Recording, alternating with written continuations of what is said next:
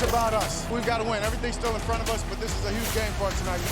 What a start to this night for Marvin Harrison Jr. To everything else the Cowboys have done wrong tonight, add a turnover. The better team tonight has been Arizona. It's been a mistake-filled night for the Dallas Cowboys, and the frustration palpable here in Arlington. This will be in contention for the worst loss of the year. Harsh words as the Cowboys get their first loss at home this season.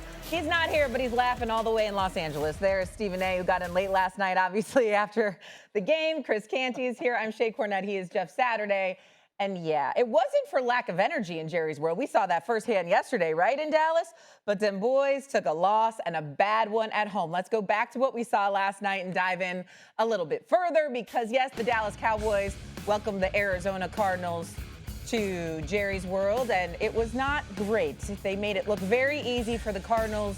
Dak Prescott had just one passing touchdown and a 27-17 win for the Arizona Cardinals. It was the second week in a row. Really, the offense just could not get going. And so a big mess now in Dallas. But the question is here for us, and I'll go to you first, Jeff Saturday, is the Cowboys season now officially over? Does it feel that way after what you witnessed last night? The season was over in August. I mean, I think all the hope was by the man out in California who wants to take that PJ, once he leaves at half or once he leaves the first quarter. He didn't get in late, Jay. That wasn't late. He's still pretty early, you know what I mean? He bowed out. I don't think we didn't all see it, Stephen A. We all saw the little smooth exit right before the pump block.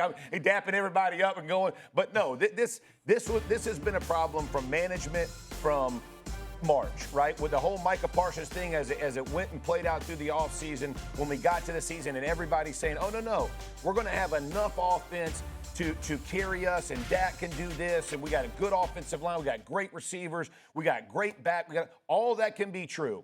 There is no margin for error for the Dallas Cowboys. And I've played on really good offenses. And what you saw last night is the absolute worst. When you start slow, this team gets out to a lead. Now you feel all the pressure. Next thing you know, Ferguson fumbles. Then we got Dak.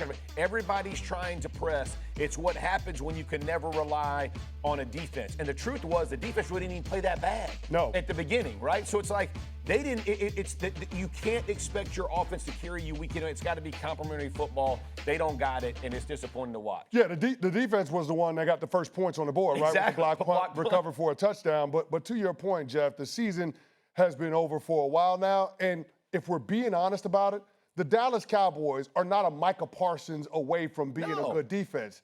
This was going to be. Though. It would help. Well, you're saying it would help. The Dallas Cowboys are allowing opponents to score on 49.5% of their drives. That's tied with the Cincinnati Bengals for the worst in the league. Right. Yeah. So it's more than just one player away. And so if we're looking at it objectively, the Dallas Cowboys, I don't think they necessarily made the wrong decision in moving on from Micah Parsons. I think the issue that everybody is having is that relative to what they thought the Dallas Cowboys could do coming into this season, the reality of the roster just ain't there. And so it feels like this fall that's far from grace, but in reality, the Dallas Cowboys were always going to be up against it because of the roster construction and being so top-heavy. So, again, the Dallas Cowboys season, it's over. There are 10 teams in the conference that have a better record than them. The only teams that they have more wins than in the NFC are my New York Giants and the New Orleans Saints. Right. So, yeah, the Dallas Cowboys ain't going nowhere this year. Can I just say this? Because one thing you just said, I just want to say that I understand that you're not one Micah Parsons away, but Micah Parsons does erase a lot. Sack fumbles matter, sacks putting teams behind the line, like all of those things. The reason that we call him a game wrecker is because they really do change. Now, do they erase all problems? No, because they had problems with Micah there. I'm not saying that, but you and I both know dudes like that aren't the ones you want hitting the street because it does. It can flip games and it can flip scripts to help you, those big moments, big plays. It's not changing your defense in totality, but it definitely helps. That's why the Dallas Cowboys were 31st scoring defense last year. I get it. That's what I'm saying. They were awful. But they're really bad defensively. They were awful last year. We They're thought awful at least maybe they would hang their hat on their offense last night. That didn't happen either. Yeah. Stephen A., do you think the Cowboys season is officially over after what you witnessed firsthand last night?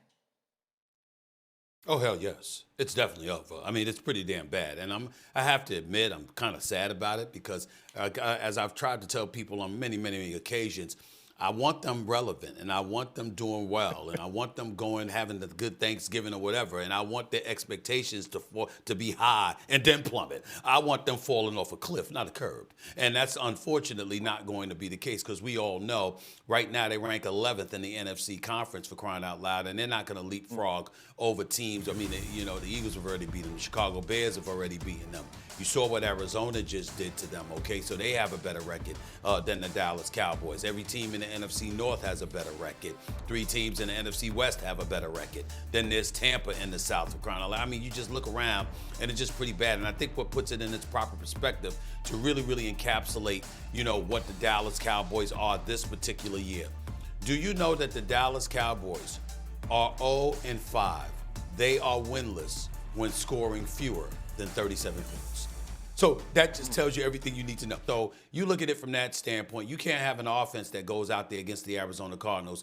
Dak Prescott's getting sacked by Calais Campbell and others, and then on top of it all, you only scored 10 points as an offense. We took for granted. I thought the Dallas Cowboys were going to put up about 35, 40 points last night and possibly lose, but I certainly didn't see their offense being this anemic. And like Jeff said, there is no room for error. Yet somehow, some way, when that is the predicament that the Dallas Cowboys are in, that's exactly what they turn around and do, commit errors. And so that's unfortunate. It is what it is. But none of us can sit here and say that we're surprised. We can't. Listen, when you hear Troy Aikman after the game say, the record is who you are, this is not a good football team. Dak Prescott throws for 1 passing touchdown. Last week, he had none. Yeah. Stephen A. just said they got to put up 40 points, and your quarterback's not even throwing touchdown passes 2 weeks in a row. This is problematic. Maybe the only saving grace is the fact that the NFC East isn't that great of a division. Right. Maybe. That's the only way they can dig themselves out of it. The Philadelphia Eagles are tied for the best record in the conference. So we say it's not that good of a division, but the reigning defending champs have the most wins of anybody in the NFC. And, oh, by the way, it doesn't look like you're anywhere close to their level. And the Philadelphia Eagles already have a game in hand against the Dallas Cowboys. Yeah. They're just, listen, the idea that they're going to compete, I just think is, and I said it last week, and everybody, they had a 0% chance, and I was using hyperbole, but the whole deal, right? But it was like, what I'm trying to explain to people is that when you're asking one side of your football team. Just think about Joe Burrow and the Bengals last year, right? Like when you're asking your offense to do everything and they go through a slump, because we all are. Like defensive coordinators understand what we're trying to get accomplished. They're going to figure Schottenheimer out as well, right? Like we all do. And then Brian will make adjustments, and he'll, that's kind of the flow of the NFL. It's not like all your stuff works all the time. But when teams are scoring at 50% a clip against you, I don't care what anybody says, you do feel the pressure and you do try to make things happen. It's like the Ferguson fumble, right? Because you're trying to make things happen. The Williams that was the best moment in the game for me. Yeah. Because we got to see Stephen A. right next to Jerry Jones with that smirk on his face. Boy, he had a smirk. And I was looking at Jerry, so despondent. That was the best moment of last night's game. Look at you doing the transition for me, Canty. It was so good, though. I was going to ask you. Being able to have that moment when Stephen A. looking at Jerry Jones and Jerry Jones turning away. Oh, it was great. So did Jerry give you any insight? Did he give you any insight, Stephen A., as to what the heck is going on with this Cowboys team? Nah. Listen, there's been plenty of times that, owners have invited me into their suite to say hello or whatever, and what I do is I don't bother them, But in Jerry's case, there's his level, and then there's a suite under him that a lot of people are in. And so he had NHL Commissioner Gary Bettman up in there, who I know very well. And I was hanging with Gary Bettman for a little while, and then, they told me to come upstairs because Jerry wanted to see me. So Jerry wanted to see me. He wanted me to come sit next to him. So I did that. That was the first time I had ever been to Cowboys Stadium, AT&T Stadium, for a Cowboys game. I had been there for the NBA All-Star Weekend. I had been there for college football events, but I had never been there for a Dallas Cowboy game until last night when I was doing Monday Night Countdown. So he was talking about the team a little bit and what the expectations were, how important the game was. He recognized how important the game was coming into the game. And then I saw the field goal. And then after that, I saw Marvin Harrison Jr. put that move, on the cornerback, and he got a touchdown. And then I just looked at it and I was like, I kind of don't need to be here right now. I really don't need to be here. I really don't need to be here right now. I came here, I said my hellos. It was great sitting with Jerry, talking to him all day and all of that stuff. I said, but the game is going on now. This is very serious business to him. And I don't need to be sitting here for too much longer. So, you know what, that's when I got up and I said, it's time for me to go. They down 10-0. It was time for me to go. And then obviously I was down back in the suite. And before when they blocked the punt, y'all, and got that in for the touchdown, when that happened, I was with his wife. She was downstairs. I was saying goodbye to her right when that happened. So she said, now you got to stay because you're my good luck charm. I was like, I wouldn't say that because I wasn't anticipating that it was going to win. It was going to end well for them. So, I ultimately got out of there. But it was, like I said, it was he wasn't saying much. He was focused on the team, focused on the game, believing that the game was important and what have you, and had expectations. This was a game that he thought his team should have won. And obviously seeing how things were unfolding, it was I won't say it was a surprise to me, but I will tell you that it was a surprise to him, and you could see that it was really getting to him, and he was getting a little bit worried early on, and I just didn't think it was a place that I needed to be at that particular moment in time out of respect. So I got up and left. And that makes sense. And Stephen A's right, though. He had spent the whole day with him because Jerry Jones did come on his radio show earlier that day and say yesterday on the Stephen A. Smith show on Mad Dog Sports Radio that there would be a trade, and that became official this morning. Adam Schefter reporting that the Cowboys are acquiring Bengals middle linebacker Logan Wilson for a 7th-round pick. Wilson did have 11 interceptions over the last 5.5 seasons, so that's good. That is a boost to the defense that we've talked now this morning already about how terrible it is. But the question is now, is that enough? Stephen A., I know Jerry alluded to you that maybe there would be more trades today. The Logan Wilson trade, it doesn't feel like a big enough oomph, but what do you think? No, of course not. It's not going to mean anything. It's too late for all of that. I think that, this is why you don't let go of Micah Parsons. Or as Chris Canty would say, if you're going to let him go, you let him go in the off season so you have the maneuverability to do the things that you need to do in order to make sure your team is complete coming into the season. We're halfway through it now, and the Dallas Cowboys are already in a hole they're not going to be able to dig themselves out of. There's entirely too much assistance that they need. Now, Overshown, once he comes back, he's going to be a big help for them, obviously, him being back and what have you. But and Logan Wilson can play. We get that part. But you look at the Dallas Cowboys, there's so many areas that they seem to have to fill. And to find themselves in this hole, this is where the management of Jerry Jones, I'm not telling y'all anything that I haven't told him. I know we have a great relationship and what have you, but I'm very, very candid with him, not just on television, but off the air as well. I'm looking at him like, yo, what you waiting for? If you're going to do something, you got to do it. You can't, first of all, I don't believe you trade Micah Parsons, but if you're going to trade him, you don't trade him within the conference, in my opinion. I say you trade him to the AFC. That would have been me. And I certainly would have traded him earlier where I would have gotten more compensation than 2 late first-round picks and Kenny Clark. I would not have done that. So that's just me. And you're saying these kind of things, listening to you guys, because all of y'all teach me football as far as I'm concerned. Damn it, I didn't play the game, y'all did. And so I listen to you, Jeff. I listen to you, CC. I listen to all the contributors and that come on the show that played this game and know what the hell they're talking about. And everybody is in agreement that if you're going to move Micah Parsons, you gotta do it early, and you got to make sure you get the kind of equitable compensation necessary. To do this now, it would have made more sense if they had won last night. But the fact that, they lost to Arizona last night and they're in the kind of hole that they're not going to be able to dig themselves out of, it just seems a little bit too little, too late. And it's an exercise in futility simply because of when you did it. Yeah, Logan Wilson is not coming to save the season for the Dallas Cowboys. Right. And candidly, I don't think the Dallas Cowboys should be making any huge, splashy moves before the trade deadline, especially guys that would be considered rentals, guys on the wrong side of 30, guys in expiring contracts, because this team is not competing this year. If you want to treat the trade deadline as pre-agency and make a move for a guy that you're looking to acquire in the offseason, or make a move for a guy that's at a position of need that doesn't necessarily, have a lot of stock with the draft picks that are coming out of college ranks, that makes sense.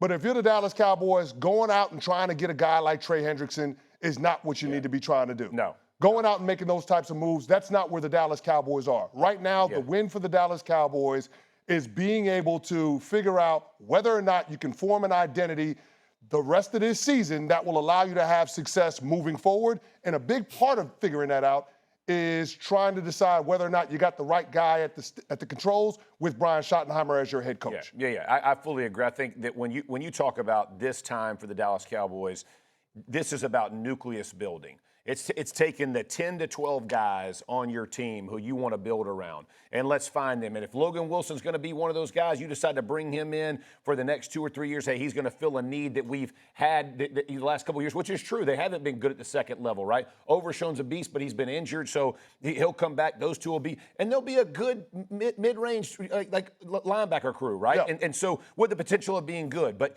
if you're the Dallas Cowboys, you need to focus on building the nucleus of our team, right? We got Pickens, we got Lamb, we got Williams, we got Dak, we got a good young offensive line. All right, so what do we got to address on defense? If you can go find those guys, right? Like, those are the pieces and parts you want to add. To CeCe's point, though, you don't break the bank. You don't trade away a bunch of stuff. You decide this is a development project. We're behind what we thought we were, but we're going to figure this thing out. Because right now, don't go chase good money from bad money, right? Yeah. And that's what you would be doing, trying to go find one player that's a rental. Well, first of all, they only gave him a 7th-round pick for him, so let's get that out the way. They ain't give up the farm for him, so I think that's important to point out.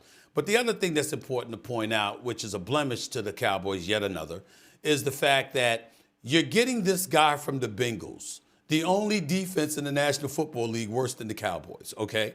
And even though this guy has had 100 tackles each of the last 4 seasons, he's seeing reduced playing time.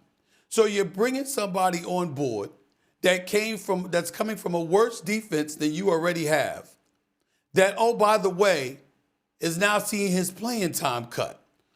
These are not good signs. These are not good signs. Another player that would be coming from the Bengals who doesn't have the defense in the NFL. But a Hendrickson is he's a third down guy. Like Hendrickson does not need to come in and try to play 3 downs. Like because of his age and where you are, that's what the Cowboys got to figure out is what roles can the guys we have play, and if they don't have roles, let's move on and try to put guys plant guys in the right. We're going to move on as well, but we're going to stick with Jerry Jones because before he was at the game and sitting with Stephen A. and making headlines yesterday, again, as we say, he joined Stephen A. on his radio show, and he brought up his philosophy on the way he likes to run the Cowboys. It didn't shock the audience. We'll see maybe if it shocks you guys. Listen to Jerry. The Dallas Cowboys probably have the kind of interest that we have in no small part because we stay out front and we stay controversial. When it gets slow, I stir that up. Fact. Literally just said Fact. Fact. My point is, I just want to be relevant. I just want you to be over here looking at us. Now then, in between that, I want to say to everybody in this room, I don't think that has ever kept us from scoring a touchdown one. Right. I don't think it has kept us from having a football player one. I don't think it's ever kept us from having the financial wherewithal to get a football player. Not that I'm surprised by what he said, but the way he said it so casually, I think is what maybe has us like, so you do that. That's what I thought.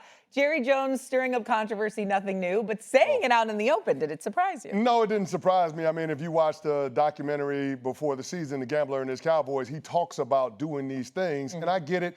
He gets a lot of criticism from the fan base, people frustrated that they have the longest conference championship game route in the NFC. But it's hard to say that Jerry Jones is doing it wrong. He's got the most valuable brand in all of sports in the world, and only one owner in the National Football League has presided over more championships than Jerry Jones, and that's Robert Kraft in New England. Not to mention, the face of the entire league is not a player, it's the owner. Yeah. So, I mean, again, I know there's a lot of people that come after Jerry Jones with the slings and arrows, but if you look at it from an entertainment product, which is what the Cowboys lead with. That's what he looks at it as, too. It's hard to say that Jerry Jones is a failure or that he's doing it wrong. Oh, brother, this is so bad from you right now. If you listen, bro, when you were a player, you did not care about a franchise value. It don't translate to your pocketbook. It don't translate to my pocketbook. It does not. It does not. Being a Dallas Cowboy comes with a certain amount of value. It does. No, for sure. It does. But that came along before Jerry, too. Yeah. Don't miss Staubach. Don't miss Tony Dorsett. Don't miss, like, Tom Landry. Like, that whole history. We grew up. Come on now. You grew up. That was America's team before Jerry owned that team. And by the way, the championships you're talking about he presided over are 20-plus years old, 30 years old. 30 years old, and he hasn't come close. If you're a player sitting in that locker room, dog, you want to win football games and be relevant when playoffs happen. The Cowboys haven't been relevant in playoffs, but maybe one time in 25 years. That's freaking exhausting. If you're a player, the drama nonsense everybody's talking about, it's getting my franchise exciting, it's doing all those things. It is absolutely exhausting. And when he says it doesn't cost you win, you and I both know, bro, you played under, the devil in this game is in the details. He ain't focused on the details, bro. That means the people under him aren't focused on the details either. That's why you don't. That's when you spike it when you shouldn't. That's when you make mistakes, is because all of it goes together. When you have a circus, it's hard to knock out the distractions and find the finer points. Jeff, I want you to listen to me because I think that I'm going to be perhaps as serious as I've ever been when having this kind of conversation with you. You're not wrong, but at some point in time, there's a method to the madness, and there is something to be said about what level of responsibility and culpability falls on the players to just do their job. Especially when, as Dak Prescott articulated over a week ago, we know who Jerry is.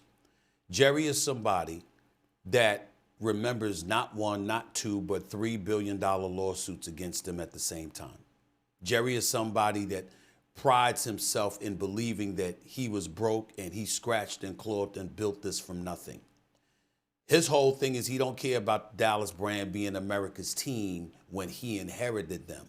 He's thinking about how broke he was and how he had nothing and how he's turned himself into somebody that's worth $20 billion and the franchise into something that's worth more than $13 billion.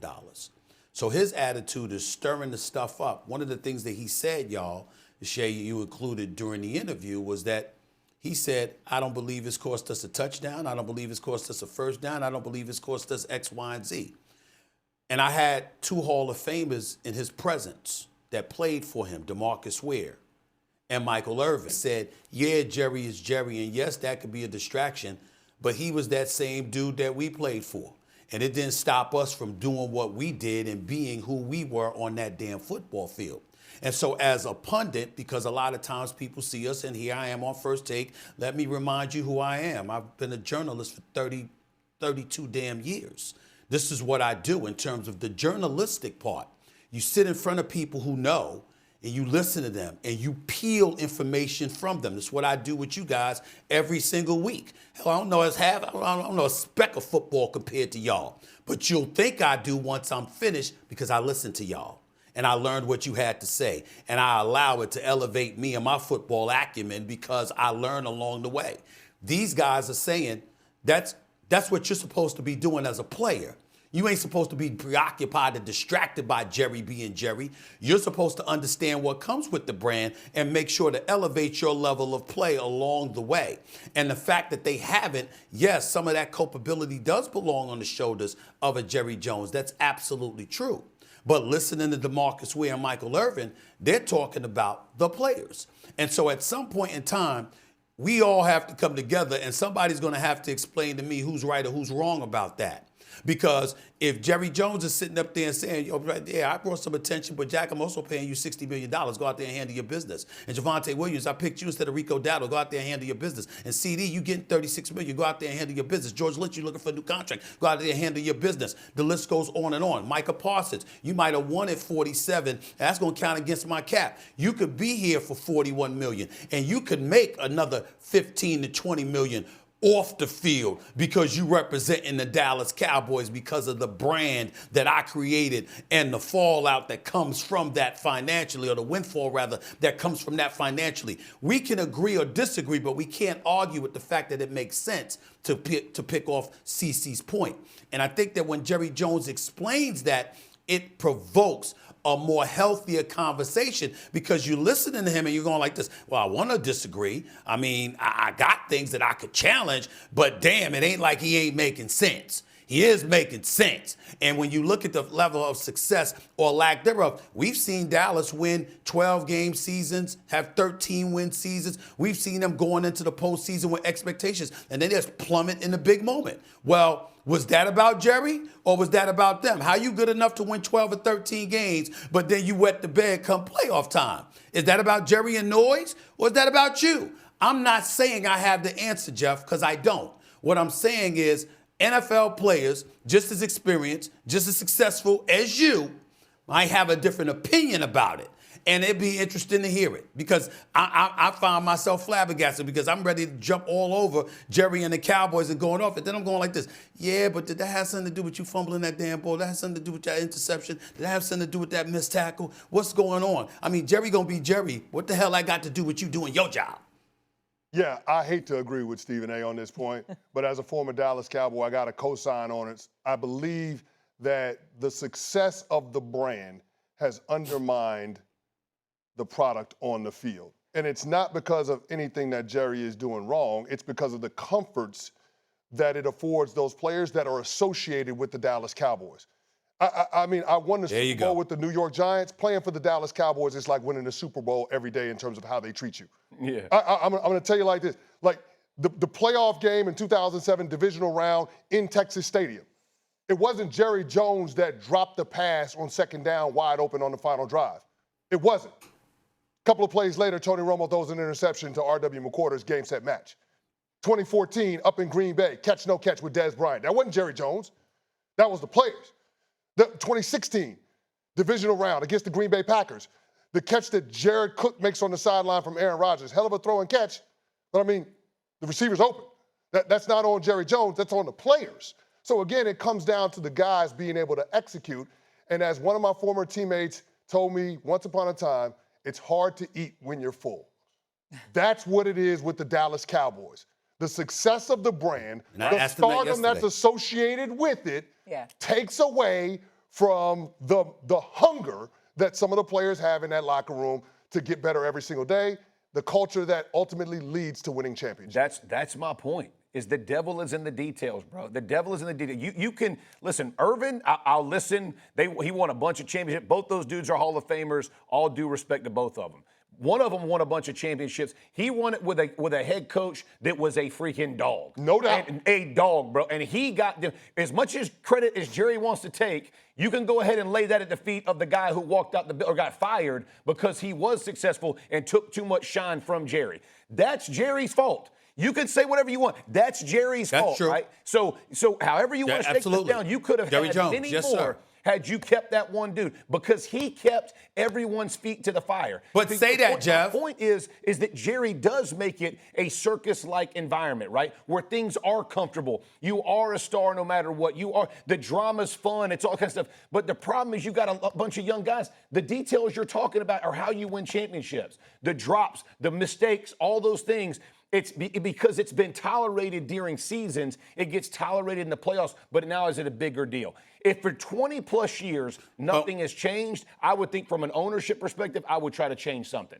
That's the only thing. Doesn't that fall more on the head coach then? Go ahead. Who he hires. Right. Last point. The reason, just so you know, the reason why you saw that answer from Jerry was because that was the question I asked. I said that comfort, that has a lot to do with why the Cowboys have been struggling. And that was when he pushed back and talked about, hell, this is what I do. That don't stop you from doing what you're supposed to be doing. And DeMarcus Ware and Michael Irvin was making the point, yo, that comes down to the players. How about having an attitude, this ain't a place I want to leave. I want to do everything that I can to be worthy of staying here and maximizing that. What about that attitude? That's what they were pointing out. So I'm thinking about Jeff Saturday and what I know he would say, compared to and juxtaposed to what I saw them say. And I'm like, yo, it's like, the players played in this league and they have different perspectives about it. Yeah. And you can't deny it.